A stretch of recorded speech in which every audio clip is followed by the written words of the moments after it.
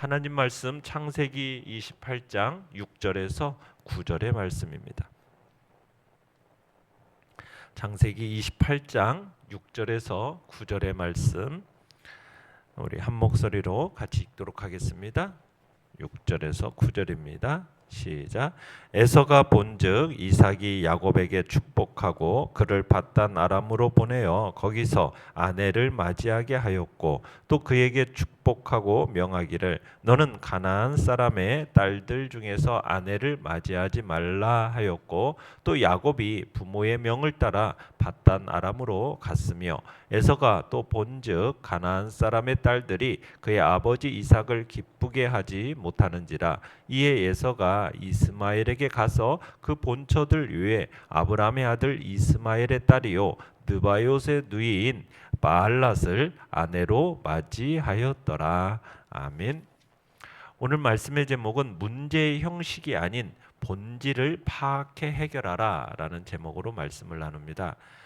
오늘 본문은 이삭이 야곱에게 가나안 여인을 아내로 맞이하지 말라 이렇게 당부하고 그를 밧단 아람으로 보내는 장면을 우리가 어제 봤어요. 그러니까 에서가 이 장면을 보고서는 다시금 아내를 맞이하는데 이제는 이스마엘의 딸을 아내로 맞이하는 사실, 그 장면을 오늘 보도하고 있습니다. 에서는 40세 때 가나안의 해족 속인 두 여인과 결혼했어요. 하지만 그는 야곱을 축복하고 딱 떠내 보내면서 이 가나안 족속의 딸들 중에서 아내를 취하지 말라고 하는 이 이삭의 말을 딱 듣고는 자신이 이 장자의 축복을 받지 못하는 원인이 이게 이방 여인과의 결혼에 있는 것인가? 이렇게 이제 생각하게 되는 거죠. 그러면서 이삭의 환심을 사기 위해서 아브라함의 서자인 이스마엘의 딸과 다시 결혼하는 장면에 이르게 되는 것을 오늘 우리가 보는 겁니다. 자, 6절 7절 다시 한번 보겠습니다. 시작. 에서가 본즉 이삭이 야곱에게 축복하고 그를 밧단 아람으로 보내어 거기서 아내를 맞이하게 하였고 또 그에게 축복하고 명하기를 너는 가나안 사람의 딸들 중에서 아내를 맞이하지 말라 하였고 또 야곱이 부모의 명을 따라 밧단 아람으로 갔으며. 자, 여기서 보면은 에서가 본즉, 이 본즉이라는 단어가 어떤 거냐면 세밀하게 관찰했다라는 의미입니다. 그러니까 에서가 세밀하게 관찰해 보니까 이게 야곱이 아버지 이삭을 속여서 장자의 축복을 받은 거예요. 그러니까 이 사건 이후에 이제 야곱을 좀 더 세밀하게 관찰하지 않았겠습니까? 그 결과 지금까지 지금 이삭과 야곱 사이에서 벌어진 모든 일이 이렇게 진행되고 있구나. 이걸 이제 알게 되는데 특별히 이삭이 야곱에게 가나안 여인을 아내로 맞이하지 말라 당부하는 것을 이제 주의 깊게 본 거죠. 그리고는 아내를 맞이하도록 밧단 아람으로 야곱을 보내는 거예요. 자, 그래서 이제 에서가 고민하게 된 거죠. 많은 생각을 하게 되는 것 같아요. 자, 내용 관찰 문제 1번을 보시면 에서가 가나안 여인과 결혼한 것은 어떤 결과를 가져옵니까? 자, 8절 읽어보겠습니다. 시작. 에서가 또 본즉 가나안 사람의 딸들이 그의 아버지 이삭을 기쁘게 하지 못하는지라. 자, 위에서도 6절에서도 에서가 본즉 하는 이 본즉이라는 단어는 지금 세밀하게 관찰했다라는 거예요. 그러니까 지금 야곱이 밧단 아람으로 떠나니까 에서가 많은 생각을 했어요. 그러면서 에서가 또 세밀하게 관찰을 한 거예요. 뭐에 대한 관찰을 했을까요? 부모님이 지금 그가 가나안 여인들과 결혼한 것에 대해서 지금 매우 못마땅하게 생각하는구나. 이것을 이제 의식하게 되고서는 이 가나안 여자들과 부모님 사이를 세밀하게 관찰을 한 겁니다. 그러니까 에서는 지금 야곱의 이 결혼 문제를 계기로 해가지고 아버지 이삭이 지금 가나안 여자들을 싫어한다라는 것을 알게 된 거예요. 그 전에는 별로 관심이 없었어요. 그런데 이게 싫어한다는 것을 알고서는 이 가나안 해족 출신인 자기 아내들과 이 부모님 사이를 세밀하게 관찰해 보니까 이게 에서의 아내인 이 가나안 여인들이 시아버지 이삭에게 단순히 기쁨을 주지 못하는 정도가 아니라, 이게 이삭을 기쁘게 하지 못했다는 것은 이게 단순히 기쁨을 주지 못했다는 그 정도가 아니라 사악하고 불효막심한 여자들이었다라는 것을 분명히 보게 된 거예요. 실제로 우상 숭배자들입니다. 이 두 며느리는 유일신 하나님을 섬기는 자들이 아니에요.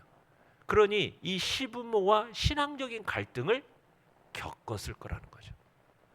그러면 이 신앙적인 갈등 속에서 이로 인해 파생되는 재반 행동들이, 이것들이 이삭과 리브가에게 크나큰 고통이 되었을 거라는 거죠. 그러니까 이게 가정의 참된 평안과 화목은 이게 신앙적인 결혼에서부터 출발한다는 사실을 우리가 여기에서 보게 되는 겁니다. 내용 관찰 문제 2번입니다. 에서는 야곱이 아내를 맞이하기 위해 바단 아람으로 가자 어떻게 행합니까? 자, 9절을 읽어보겠습니다. 시작. 이에 에서가 이스마엘에게 가서 그 본처들 위해 아브라함의 아들 이스마엘의 딸이요 느바요의 누이인 마할랏을 아내로 맞이하였더라. 자, 에서는요 나름대로 이 두 노부모의 마음을 어떻게든 기쁘게 하고 좀 들려고 노력을 하고 있는 것을 보게 돼요.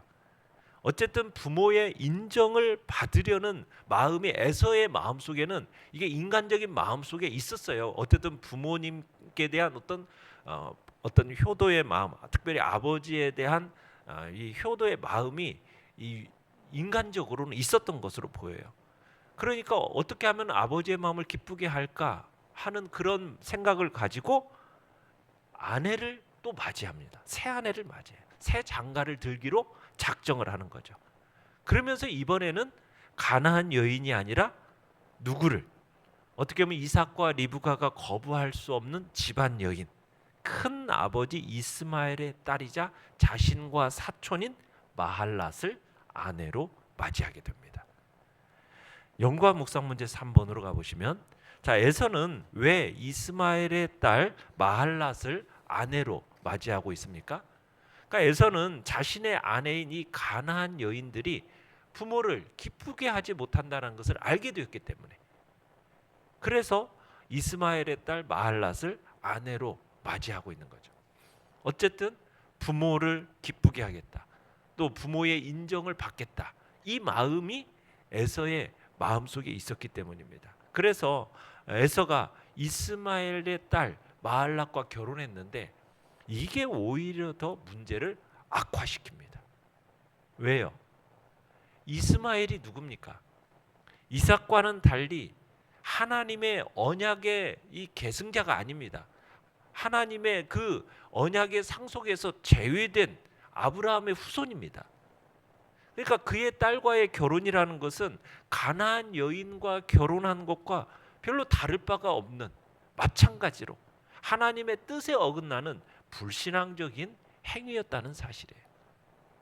그러니까 에서가 어쨌든 이 두 노부모의 인정을 받고 싶고 마음에 들려고 노력을 하는 것은 참 가상한데, 안타까운 것은 이 에서에게 이런 열의가 있긴 했지만 집안에서 인정받으려고 어쨌든 부모로부터 인정받으려는 그런 노력, 그런 모습이 참 가상하긴 해요. 그런데 이게 냉철한 판단력, 또 부모의 마음을 움직일 만한 어떤 영적인 안목이 없었다라는 거, 이게 문제인 거죠. 그러니까 에서를 보면은 항상 문제의 핵심을 이해하지를 못해요. 문제의 핵심을. 그러니까 문제를 해결한답시고 노력은 하는데 오히려 이게 부모의 마음을 어떻게 만듭니까? 더 자극하는 결과를 초래하고 마는 거예요. 그러니까 큰아버지 이스마엘의 딸, 또 자신과는 사촌이 되는 이 마할랏을 아내로 맞이한 게 이삭과 리브가의 눈에 좋게 보였겠습니까? 이 두 집안의 결합이 어떻게 보였겠어요? 이스마엘과 에서 둘 다 어떻게 보면은 장자들이었어요. 장자권을 어떻게 보면은 빼앗긴, 동생들에게 빼앗긴 장자가 바로 이스마엘이고 에서입니다. 에서예요. 어떻게 보면 이삭과 야곱은요 모두 형들에게서 장자권을 얻어낸 동생들이다라고 볼 수가 있어요. 게다가 이삭은 이스마엘하고 그다지 좋은 감정일 리가 없어요. 왜요? 둘은 한때 본인들의 의지와는 상관은 없었지만 아버지의 대를 잇는 자리를 놓고 경쟁했던 사이였거든요. 또 여기다가 이삭 같은 경우는 평생 일부 일처제를 지향하고 살아왔어요. 이삭은 다른 여인을 취하지 않았습니다. 끝까지 이삭과 리브가 일부 일처제로 살았는데 에서를 보면 어때요? 세 번째 아내를 맞이하는 것. 이게 이삭과 리브가에게 볼 때는 결코 좋게 보일 리가 없었던 거죠.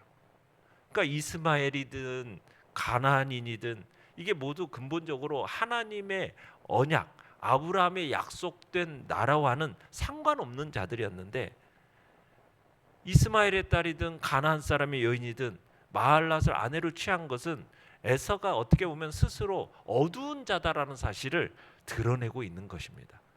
그러니까 에서는 어떻게 보면 하는 일마다 하나님 나라와 상관없는 자라는 사실을 더욱 드러내고 있다라는 것을 우리가 보게 되는 거죠.